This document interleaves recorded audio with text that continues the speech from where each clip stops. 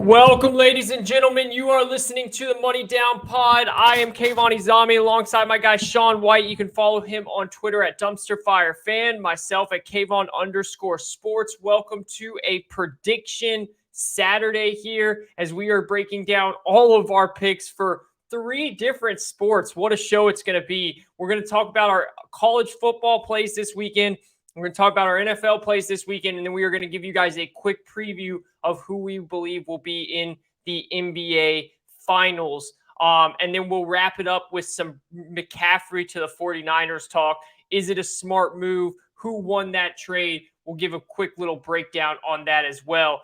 Sean, this is going to be a fun Saturday, man. A lot of big-time matchups. I'm really excited for that one out in Eugene. I'm excited for the one down in LSU. I'm excited for the one in Clemson, man. Can Syracuse actually be a legit team here?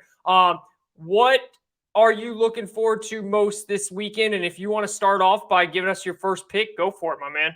Yeah, looking forward to a big time college football weekend.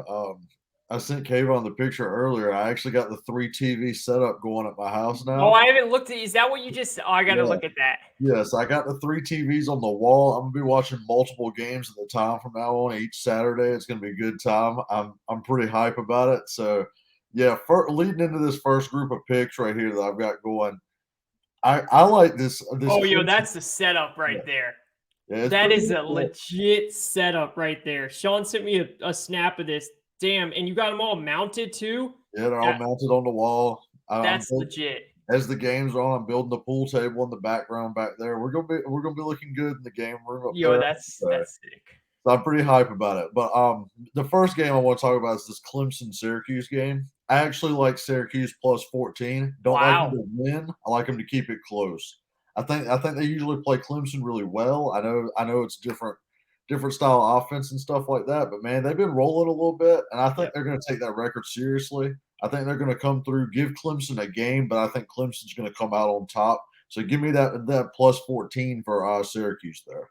Yeah, look, I think that it's a tough one to predict. I would, if I was going to take the game, I would take Syracuse as well. It's kind of like, I'm not saying that Clemson's going to look down on them, but it's a sleepy noon start. You know, it's not a primetime game. I wouldn't be shocked if there's just like a bunch of field goals in this game, not many touchdowns, and it's just a closer game. I do expect Clemson to fully win the game, but the by 14 is a lot. And let's be real, Sean Tucker is one of the best running backs in college football. He's I mean, legit. this guy is a stud.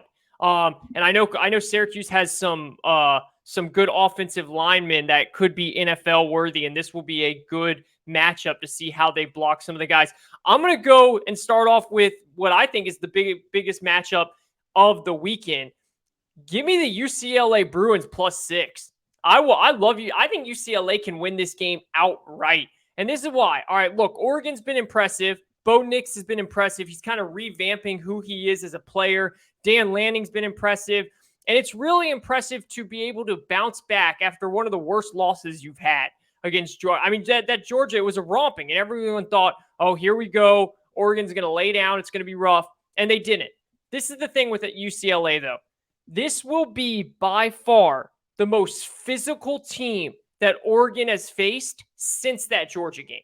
UCLA is physical. This isn't your old school Chip Kelly type team.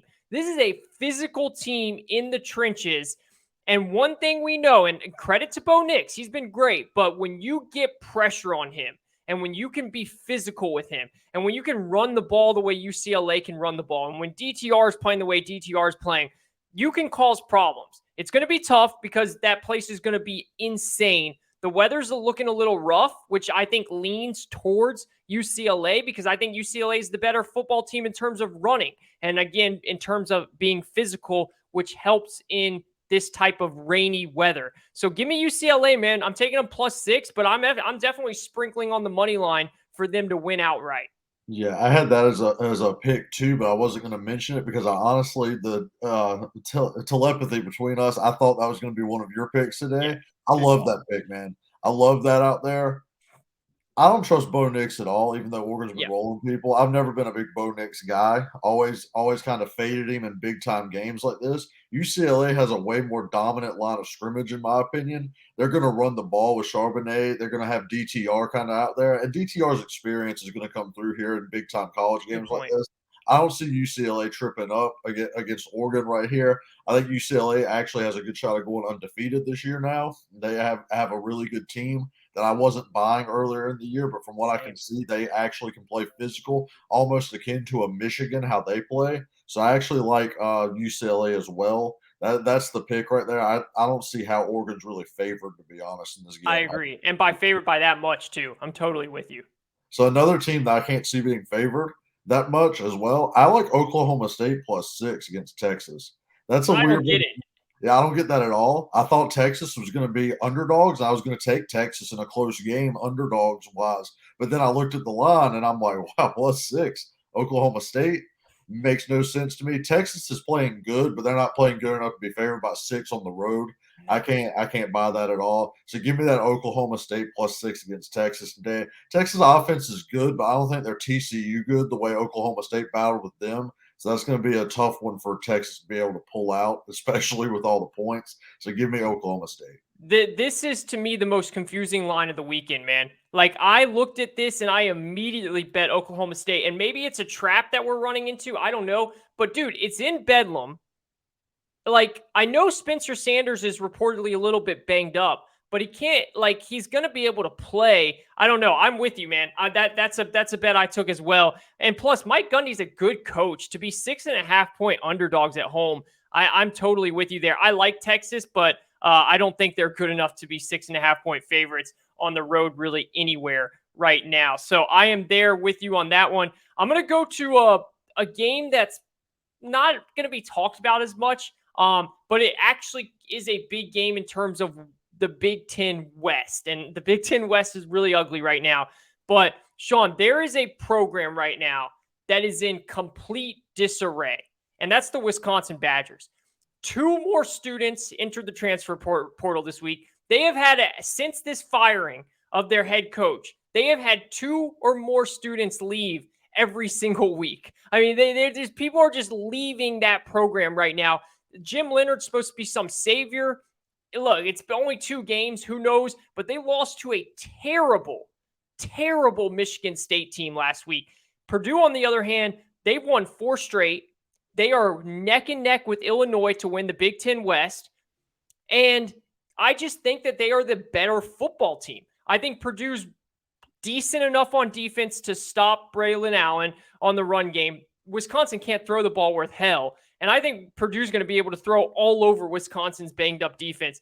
I like Purdue +2.5. I'm kind of surprised they're underdogs in this one. I know it's in Madison. That's the only reason, but I'm taking Purdue to win outright. But give me the +2.5. Yeah, a lot of good bets out there in college football. That's another good one you have right there. On my bookie, it's down to 1.5, so I don't like it as much there. Oh, Two wow. and It a half. went down. Yeah, Okay. 2.5 if you can get it. Kayvon's a number is Yes. there. If it's 1.5, I'm staying away on that. But Agreed. that's a good number that Kayvon has, and I completely agree with that. Wisconsin's in disarray, man. It's kind of weird. They're usually so stable. Is Yep. Braylon Allen going to go to Bama next year? Because that would be my Oh, first. my God. But, If he yeah, goes to Bama, that would be my first thought. Honestly, is dude, you got to that's a save great yourself. thought. You got to save yourself out there. All these people transferring, you never know who the new coach is going to be. What if they try to open it up at Wisconsin too, which is hard to believe, but they could try to do that. It's a great Jim point. Leonard's supposed to be the guy, but he's losing players left and right. If he loses Braylon, if he goes in the transfer portal, I would suspect that Bama would be all in on him because he feels like an Alabama running back. It's a That great was point. just my thought on it. You see what Jameer Gibbs is doing, playing himself probably into the late first this year. Yep. That would be a thought I was having when all these players were transferring. I was like, if they were to lose Braylon, I think Bama would be all in on getting him It's a for next phenomenal year. point. But yeah, so that's a good play you have there. I like this play right here. I wanted to throw this one out there. I actually like TCU with the points 3.5 against Okay. Kansas State.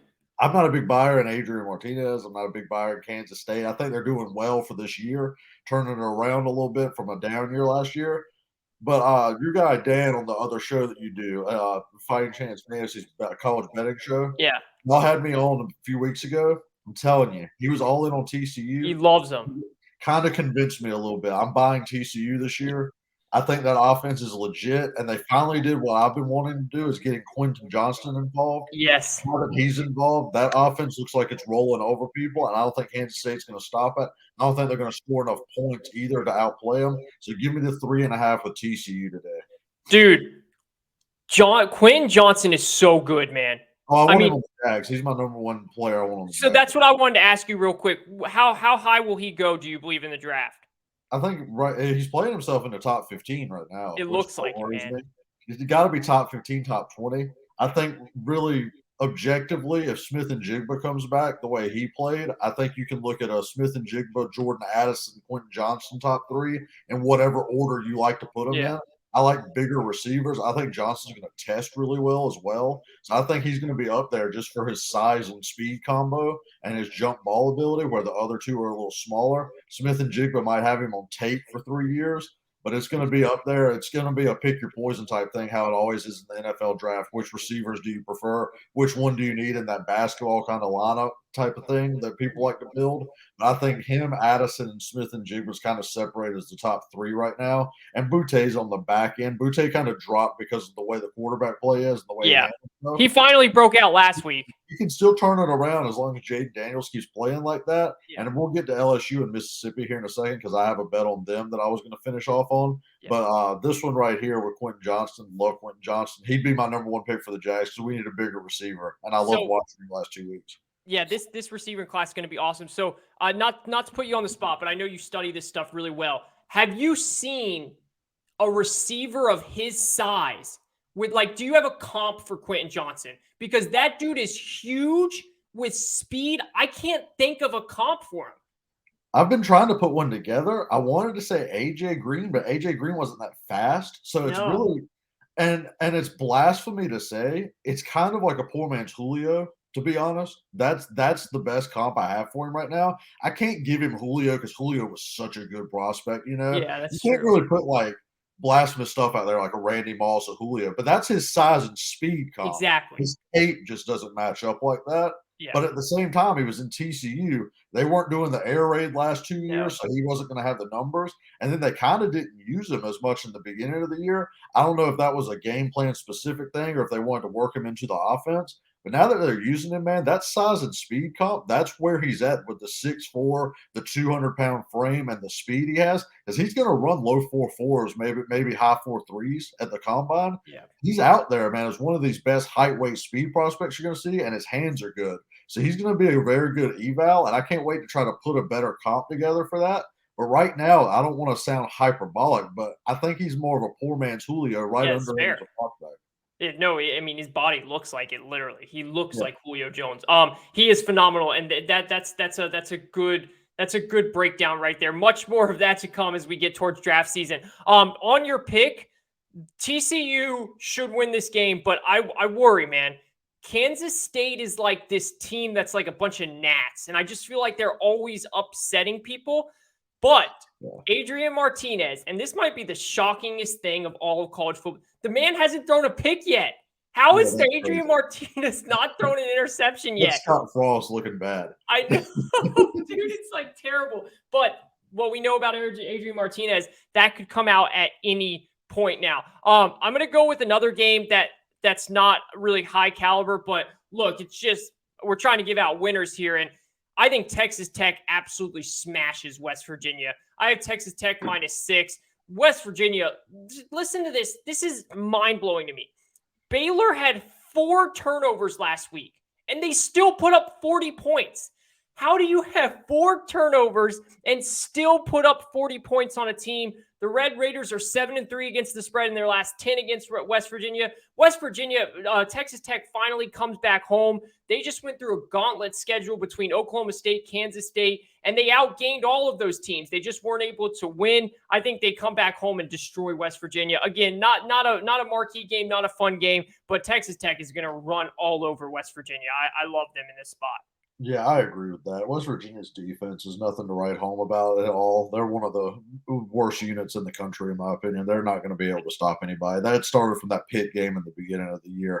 it's going to be a tough sledding for West Virginia in this game. So I agree with you on that. I have one more bet that I'm going to throw out, and then you Go can ahead. give up however many you want. My one bet is, and I'm usually not this guy because my wife's a big LSU fan, but I got to throw out Ole Miss on the money line. That's where I want it right there. I wanted to see where you were going to go with this game. The value isn't there. It's at 1.5 right now if you're going Yeah. to try to get it this late. So just put them on the money line if you're going Smart to do move. that. Yeah, LSU's favored, oddly enough, which I mean, maybe that's the home field advantage cooking, and maybe they just don't buy that Ole Miss run game as much against LSU, but I do. I buy Ole Miss being able to run on anyone. And I think Jackson Dart can do more than he's being asked to do right now. I think that's actually a kind of a sleeper thing with Ole Miss. Ole Miss has been winning all these games without asking Jackson Dart to go win them games for him, and I think Jackson Dart has the capability to do things like that. So even though LSU kind of broke out last week and I was on them heavy against Florida, I think this is a spot where you fade them a little bit this week because they're going to be a little up and down with their quarterback play. I think Ole Miss can hang tough. I think Ole Miss can run on just about anyone in the country. I think Ole Miss is going to win this game outright. The bet is to take them on the money line because that's where the value is. So give me Ole Miss on the money line against LSU. Yeah, no, you make a great point, and I love that you said that. The value is totally just taking the money line there. It just makes that's the best way to go about it. I'm gonna just sit back and watch this game because I would be all over Ole Miss. Something is weird about that line because you just said it. Why the hell is LSU favored? I mean, I understand that LSU has a incredible home field, and maybe you're right. Maybe it's just that much. But Ole Miss's run game, that freshman that they have is so good and so fun to watch. Judikins or something like that. Judkins. He's incredible. So I'm totally with you on there. And that's going to be. I would actually take the under in that game too. I just think it's going to be their number 2 back might be like a higher NFL pick. Like Evans, he's good too. Like they've got it going with the combo punch out there in Ole Miss. Lane has them running. Yeah, which is crazy because when you think about Lane Kiffin, you think about throwing all over the yard, and then like you just said, he's not even asking Jackson Dart to do that. But I fully believe Jackson Dart is capable of doing that. That's pretty much all for me of my college picks. So do you want to move on to NFL? Yeah, let's move on to NFL. I have 3 if you want to. Do you have 2? How many do you have? I have 3 as well. Okay. All right. You start with the NFL right here since I started with college. Go ahead. Yeah, I'm actually going with this first one here. I'm actually going with your Jacksonville Jaguars, man. And this is why. Look, I use this saying a lot. You're never as good as your best game, and you're never as worst as your worst game. Okay? The New York Giants are on the ultimate high right now. They are knocking off the Packers, the Ravens, yet the Jaguars are on a losing streak, but they're favored. Like that right there is telling you the respect that Vegas has for Trevor Lawrence and the Jacksonville Jaguars. Nobody thought that they should be favored in this game. The fact that they are, and the fact that the Giants are on this big-time high here, I think that the Jaguars put them down a little bit. I think they come back down to earth. I think the Jaguars are able to limit their running game, and I think your defense is good enough to stop their running game. And I think Trevor will have some success on this. It's a really good Giants defense. They've been playing great. But I think Trevor's going to have some success on it. I actually really like the Jags this week, man. I'm going to take them plus the points. I think they get back home, they settle down, and I think they get a win. It's risky because I know how hot the Giants are right now, and I'm not saying that I'm not a believer in the Giants, and I'm definitely a believer in Daboll. I just think that something's a little bit weird here. I think the Giants come back to earth a little bit, and the Jaguars settle them down. I like that. I hope that happens a lot. Full disclosure, I was going to bet the Giants before they actually took their 2 DNs are out. So I think we're going to have a lot more time to throw, and I think Trevor can kind of pick that apart. I do think we'll be able to stop the run. It's just the defense is a little inconsistent, but I think they'll bounce back this week. So you're right. I like that. It's just that one stat out there that everyone's been throwing out that you can see that I've known about for a while. I think we're like 0-20 something against NFC teams in the last. Wow, I didn't hear that. Yeah, for some reason, can't beat an NFC team. Even lost to the Commanders week 1. Still, it's a weird kind of thing. It is. But it ends Sunday. So just to throw this out for like 2 minutes, the team was like 0-18 on the West Coast until they beat the Chargers, which was like the whole Peyton Manning stat. Peyton Manning was 0 something on the road until he beat the Chargers week 3 or whatever. Here's a good one. The last time we beat an NFC team was 18 against the Giants at home. So, It all so comes together, if you baby. want to believe in that stuff, then that's where you go. But yeah, it became a stay away when those edge rushers came out because don't like to bet on top of me like being such a fan with the Jags Yes, same. unless I'm super confident. And with the edges out, I kind of feel like we might have a chance right here. So it's a stay away for me. But I like that you bet it because I would kind of lean the Jags side now too with all the injuries the Giants have. Here's one that you'll like. I have the Falcons plus 6.5. God, I pray. Dominant against the spread. Dominant against the spread out there. Yeah. The Falcons are. And the Bengals shouldn't be favored by 6.5 right now, the way they're playing either. I don't believe their offense is rolling like they were last year. They need a big breakout game at some point. But I actually think Terrell has a good enough chance to either lock up T or Chase, whichever one they decide to cover him, and then they can kind of bracket the other one. I feel like the Atlanta defense is good like that. And I believe this Bengals defense, while they're good after half, they've taken a little step back. They did stop Lamar's running game pretty good, so that's one thing that worries me. But I think the Falcons on offense have been kind of cranking out. They have a huge amount of big plays this year. I like the Falcons to keep this one close, maybe even pull the upset a little bit. But I like that plus 6.5 a lot right there. I really hope you're right, man. I really, really do. The one thing that worries me is the passing attack. We haven't been great other than, like you said, for Terrell. Casey Hayward went down. I'm worried about the passing attack, but I do think our offense will be able to score against the Bengals defense. So I think that's going to be a really fun game to watch. I'm like really, really excited about that game. I am going to go here with a game that's like really weird, and I feel like a ton of people are taking Seattle here, so I'm a little bit worried about it. But I'm going to take Seattle +5 against the Chargers. I liked this a lot more earlier in the week, to be fully honest with you. But now I'm seeing so many people take Seattle, and it's kind of freaking me out. But I just think that Seattle plays tough, man. I don't think the Chargers are ready to run away against anyone. I was on the Broncos last week on the spread, and they covered the spread. They couldn't win a game, but they covered the spread. And I think same thing. I think the Chargers will win this game, but I think it's a field goal type game. So I'm going to take Seattle +5. I'm just not ready to take the Chargers to run away against a team yet. They're not there yet. There's still too many injuries.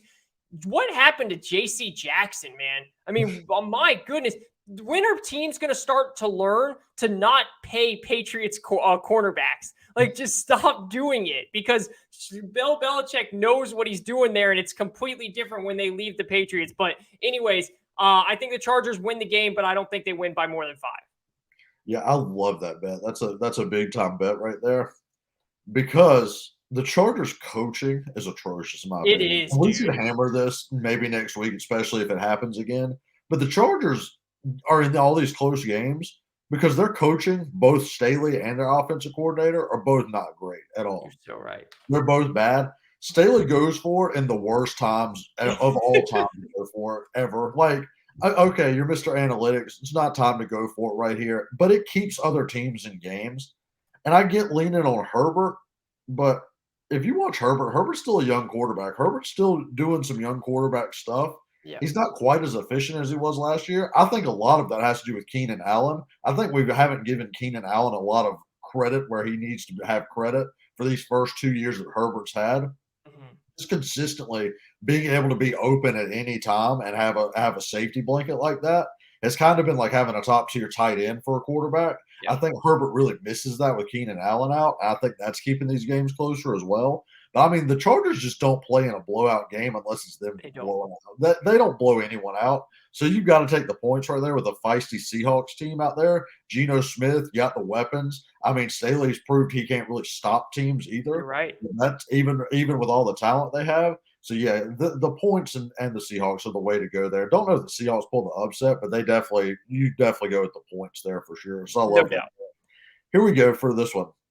Going to be just a little shocking for some people that listen to the pod, and going to be a little shocking kind of if you've been watching them lately. But I like the Packers -4.5 this week. I like it too. And this is what the Packers do. The Packers, if they're struggling against teams, especially if they're feisty teams like those two New York teams were, where the New York teams are better than we thought. The Commanders are not better than we thought. Let's be honest. And they're missing Wentz. They're going to the Heineke. The Packers beat up on teams like this. This is the type of team the Packers go and blow out, and then everyone gets back on the Packers bandwagon. Yeah. This is that exact type of game for them. I love them with the points right here. I love taking them right here because this Commander secondary is not good. Those rookie receivers should be able to get open. And then I don't think the offense is going to be able to move the ball that well. They might be able to run it decent with Robinson, but I don't see them scoring enough points to keep up with the Packers. And if the Packers lose this game, they're officially on the you're probably not going to make the playoffs this year type bandwagon. So I think the Packers come out really ready to go, and I think they blow the Commanders out. This is the exact type of game the Packers need right here. No doubt. I am totally with you. And I love the one thing that you said. This is totally the game. And we literally can picture it's so well said. This is the game where they're going to blow out and everyone's going to say, oh, the Packers are back. Aaron Rodgers is back, all that stuff. I'm totally with you. Okay. This is really weird. I usually hate taking big favorites in the NFL. I hate it. It never works out. But this week, there are 3 teams that are decently sized favorites that I like all of them. And I'm just going to give you them all. I like the Ravens -6.5.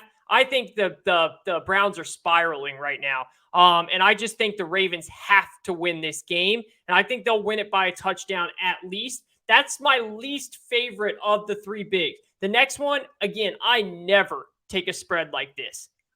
But the Bucs are going to whoop the Panthers. I don't care, dude. -13.5. How are the Panthers going to score? I have no clue how the Panthers get over 10 points in this game. I just can't. I literally cannot see it. If the Bucs can't beat the Panthers by more than 13.5 points, then they seriously might be a big problem this year. And then the last one is the Patriots -7.5 against the Bears at home. This is Belichick's game to pass George Halas as the second most wins. We all know what Bill Belichick's going to do to that Bears offense. They're going to score 3 points max, maybe get to 7. We just know how this is going to go. That they'll do enough offensively to win the game decently. It will be just kind of like what we saw against the Lions a couple weeks ago. They're just going to shut down that offense because Belichick knows how to scheme against younger quarterbacks and offenses that are a little bit inept, like the Bears. Yeah, I love those picks, actually. Justin Fields against Bill Belichick is going to be a huge, that matchup is horrible for the Bears right there. So bad, dude. And I love Brady off of his bad comments that he made and all of his yelling on the sideline against probably the worst team in the league in the Panthers. Let's be honest. It's the Texans right now. And the Panthers, I think they're resting Derek Brown. They're not going to be able to stop the run. So I think they're resting him to either trade him or whatever. So I don't think he's even playing. Or either he's missed practice all week due to personal issues. So that's never something you want to hear. No. They're already talking like they're going to trade DJ Moore. So I think they're going to try to get him involved probably to showcase him a little bit like they did to McCaffrey last week. The Panthers in full-on fire sale mode, in my opinion, which actually when we talk about this McCaffrey trade, it's the right move on their part. Oh, yeah. But they're in full sale fire sale mode. They're just going to go out there and lose as many games as possible, in my opinion. And it's not really going to matter. I know the fans are not going to like that for a little bit. I know a lot of them, but I think they've kind of accepted it at this point. And when we talk about McCaffrey, we'll talk about that more. But I love that bet. That's probably one of the biggest favorite bets I've ever seen that I've actually been like, wow, that's like going to hit right there. Same, dude. That could have been 17, to be honest, or something like that. Definitely. But yeah, that's a college line that I actually like a lot. Let me give one more, and it's just mainly because the game is big. But I like the Chiefs against the 49ers. I'm totally with you. I think the Chiefs are favored by 1. If you can get better odds on the line, then put it on the line. Just take whatever better odds you get of both of those. So I like the Chiefs in this game. I like them coming off a loss. I think Andy's going to want to come prove a point. You saw it when they went against the Buccaneers a little bit. They kind of came out and they really tried to hammer them, man. They really wanted to prove a point because they played so bad against them the last time. I think the Chiefs are going to come and try to hammer this NFC team again. I think they don't care as much against the Bills. Not that they don't care, but I think they know that, hey, we can beat these guys in the playoffs. Yeah. And if we lose in the regular season, at least it's to a quarterback of the same caliber that we have. I don't think they're going to want to lose to the 49ers. I don't think they want to go get out physical, and I actually think the Chiefs' defense is more physical than it has been in years past. I think it's a bad matchup for the 49ers right here. So give me the Chiefs to win this one. Take whichever odds is better, either the -1 or the money line, and just put your money there because I like the Chiefs this week. Totally with you. I think it's so weird that the line has moved down. I know people are, 49ers against the loss, all that stuff. McCaffrey too. Yeah. Yeah, all that stuff. I'm totally with you on that. I just don't see the Chiefs dropping 2 in a row. All right, let's move on and do our NBA really quick. All right, you're done? Yeah. I'm good. Did you have any more? No, that was it. That was All right, it. cool. So we're good there. Let's move on and do our NBA predictions here real quick, and then we'll wrap it up with some McCaffrey talk. Look, the NBA is fascinating this year. There's a lot of teams that you can kind of pencil in and say maybe they can make a run. For me, the Eastern Conference is going to be it's going to be chalk kind of, but I love the Celtics and the Bucks, man. I think that's going to be the Eastern Conference. I wish I could go with something else. I wish I could say the Raptors or even the Sixers. And I do think the Sixers are going to be a threat. These 2 first games, James Harden has looked like normal James Harden. I think that they're going to be a threat. I'm not worried about the Nets at all. Sean, maybe you might pick them. I don't know. We'll see. But the Nets, they have the talent, but I don't think they have the coaching to beat the Bucks or the Celtics. And I'm going to go with the Celtics going back to the finals. I think the Celtics are the most complete team in the NBA outside of maybe the Golden State Warriors. I think defensively they're going to be. I love the Malcolm Brogdon addition. I love that off their bench. That's going to be huge. I wish Danilo Gallinari didn't get hurt, but it is what it is. In the West, I'm going to go with, and I hate saying this, but I'm going to go with the Clippers, and I'm going to go with the Nuggets. Okay? This could totally backfire on me if MPJ or Murray get hurt. And there's a very high chance that at least Michael Porter will because he's just so injury prone.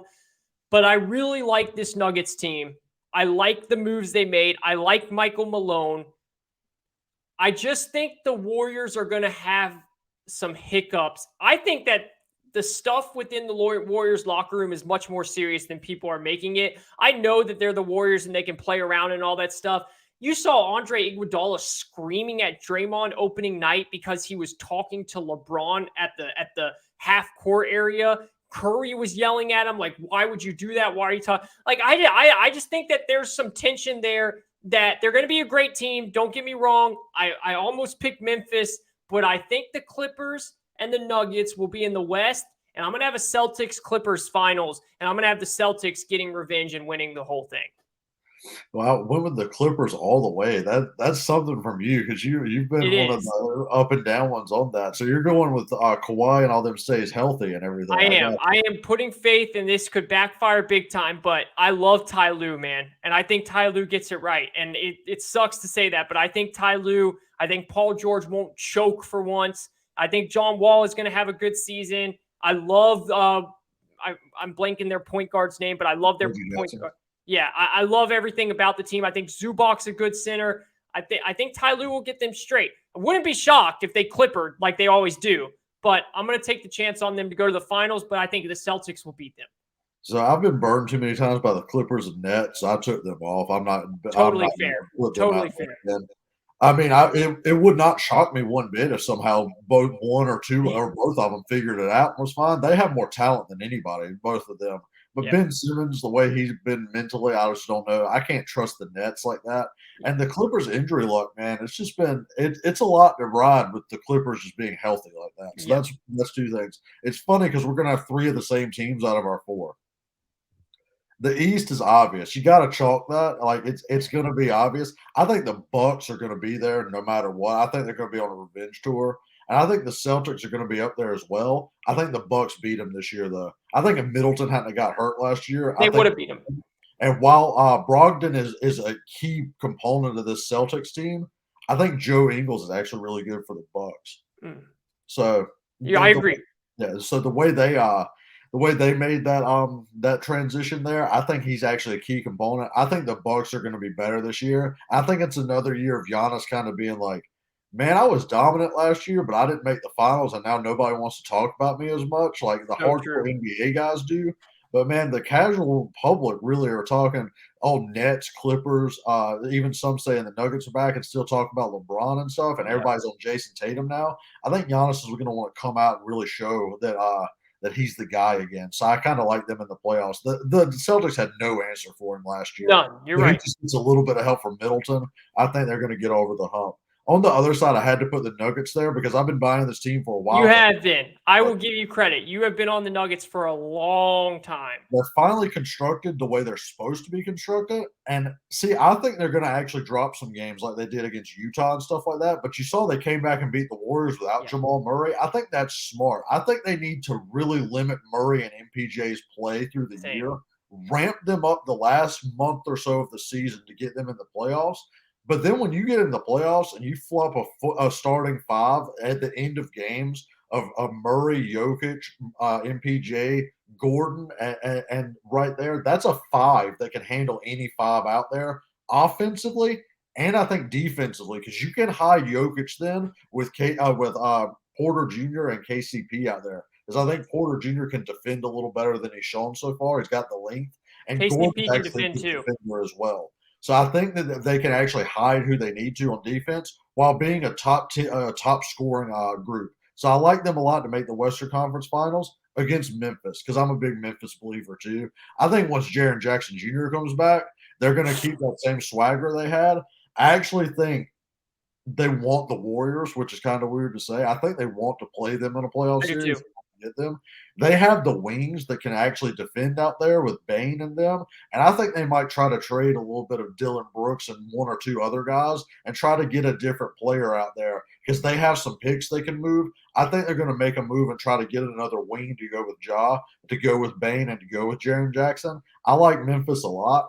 And if they do make that trade, I'll have to revisit it. Right now, I have the Nuggets over them. But if they make a trade, I might would lean to Memphis right there. Memphis just has that youth and exuberance. On the Warriors, like you're talking about, man, Draymond went out there and met up with LeBron on the court one time. You see Iggy doing the dick sucking fucking thing? Like, oh my God. That's Iggy what I'm is saying, not man. That's at all, dude, that's to go that far, like that's tough. Like and I'll mention the guy I fade all the time. I'm not a big Jordan Poole believer. I know everyone wants to throw a pool party nonstop and everything. Everyone was all on this dude for 12 points against the Lakers. Like everyone acted like he was just killing it out there. Jordan Poole's a big time front runner in my opinion. What did he do last night? Nothing. Yeah, exactly. And then everyone wants to talk like, oh well, he's the next up. He's the next up. Well, the dude needs to have a little bit of humbleness because he got rocked because of his mouth right now.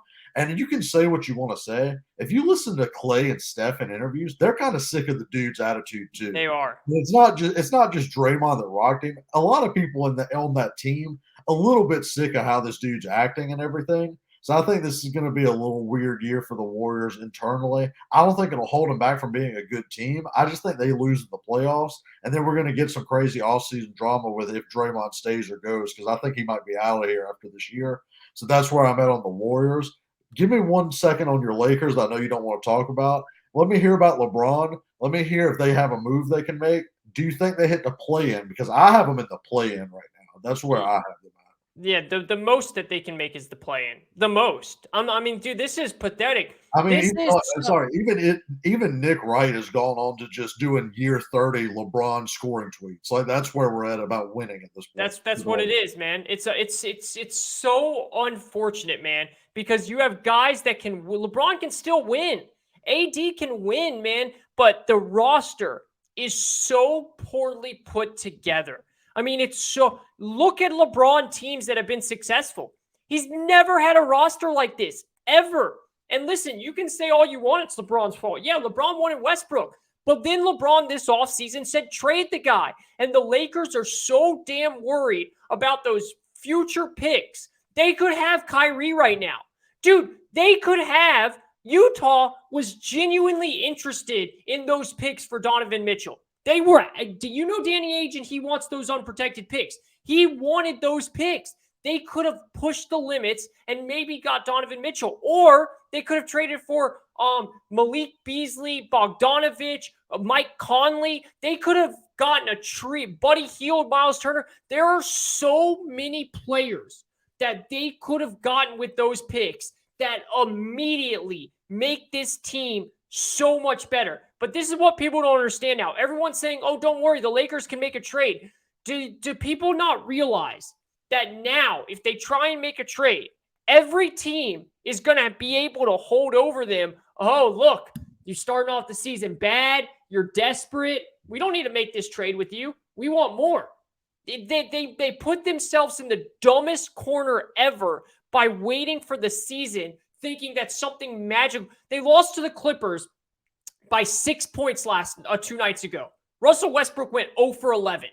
Bev went 1 for 13, and I think what was it? Nunn went 0 for 7 too. Yeah, so that's your backcourt.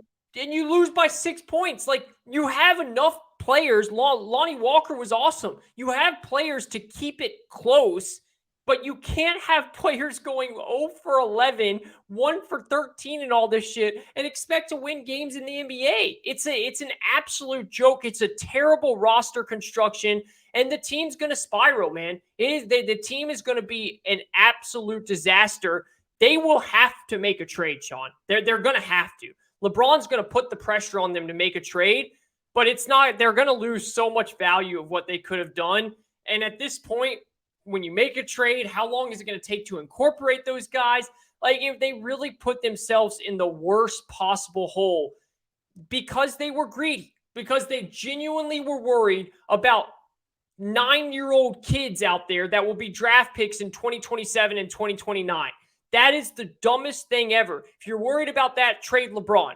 It's all a mess by the Lakers, and it's going to bite them in the ass. And we're going to watch another year of LeBron go down the drain. Yeah, I think their big worry is that they're going to do what they did with this Anthony Davis trade and somehow end up with like an unprotected pick this year when Wembanyama and Scoot come out. Now it's the Pelicans if they were to do that. That's insane. I saw that stat the other day. The Pelicans could win the finals and draft Big Vic in the same year because of the Lakers pick if something spirals like that. Yeah. Because it's not like these other years either. If AD or LeBron, one of them gets hurt, it's over. They're not going to win games without both of them playing at like high levels. And if AD has an off game, they're going to lose. If LeBron has an off game, they're going to lose. No one around them is going to be able to pick it up. It's sad to see out there for that team. It really is. And like I said, even Nick Wright's resulted to year 30 LeBron tweets at this point because it's not about winning at this point. It's about Kareem because he does not have a team around him to win, which is kind of sad to see. But we'll move on to McCaffrey and get out of here, unless you got one more.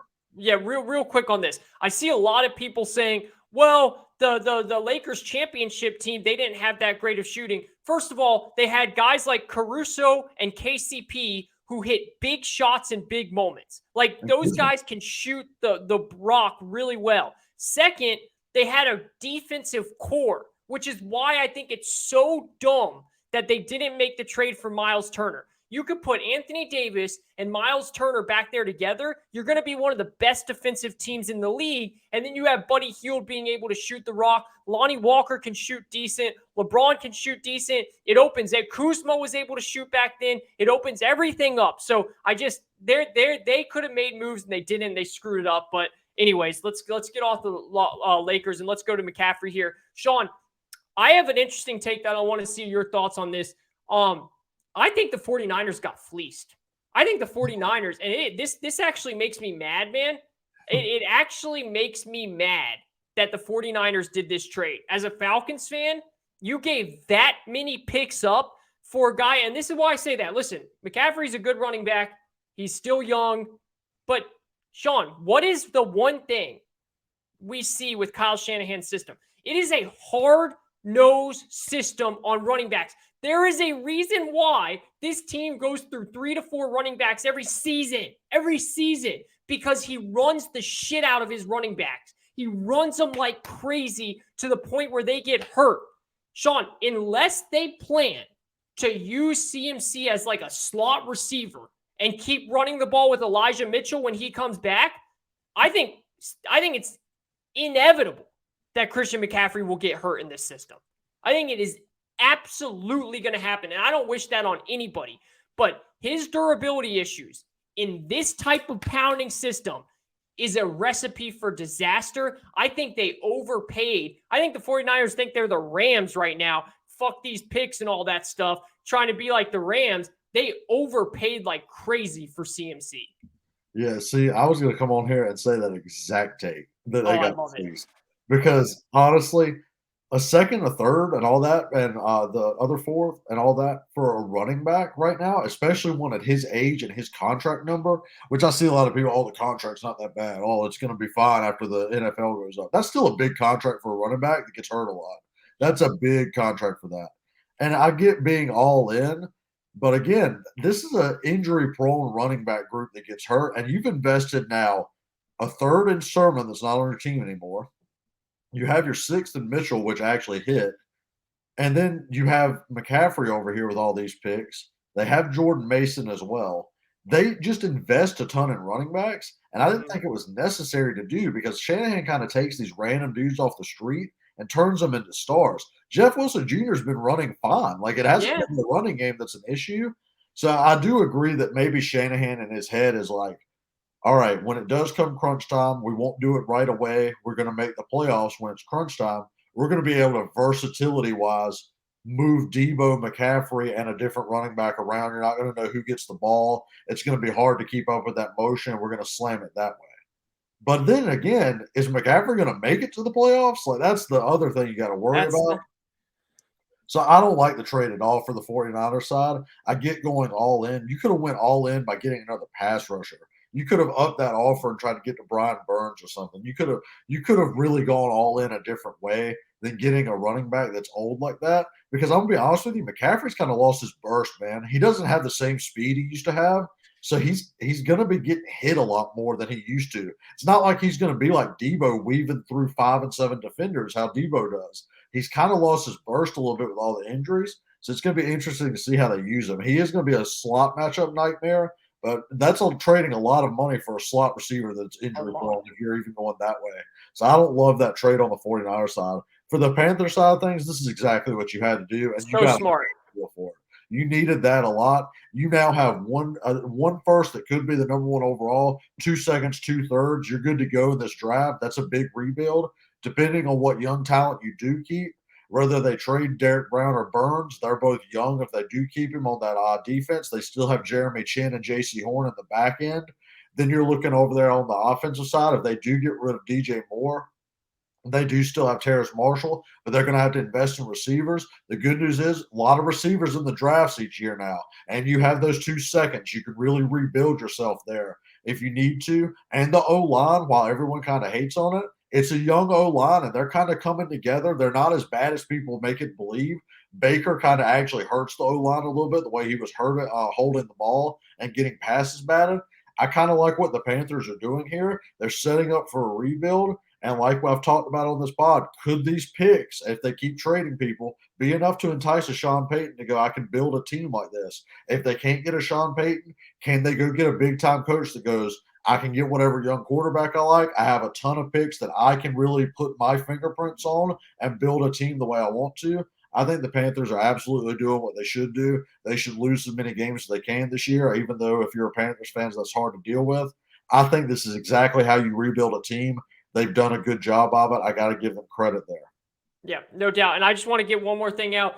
There's a report that the Panthers think that DJ Moore should be untouchable because he's there. For the only untouchable piece that should be on this team is Brian Burns, in my opinion. And I would even consider trading him if someone's coming at you with. I'd keep Ekwonu because of his contract. Well, he just got drafted. I didn't even think about him being up for grabs because he's a rookie. But DJ Moore, man, I'm trading. I'm trading. If supposedly Baltimore offered a second and a third, I would try and get 2 seconds and send him out, man. Baltimore offered 2 players a second and a third. Just tell them, you want 2 seconds and a third and take it. Just keep right there. There you go. Sean just GM'd it for you, Panthers. There you go. Make that. Listen, I'd rather them not. I don't want them having all these picks, but to me, it makes absolutely zero sense to keep DJ Moore right now. You got to flip all of this stuff. That's the fastest way you can turn it around. We'll see if the Panthers do it or not. Anything else you want to add before we get on out of here? No, I think we're good. I'm going to upload this right quick afterwards, and we're going to enjoy a big-time college football day coming up. No doubt. It's going to be a fun one. You've got everyone's picks here. You got Sean's picks. You've got my picks. Enjoy it. Enjoy your weekend. Let's make some money. Let's have some fun. And me and Sean will be back early next week to break down everything that went down in the sports world. We'll talk to you then.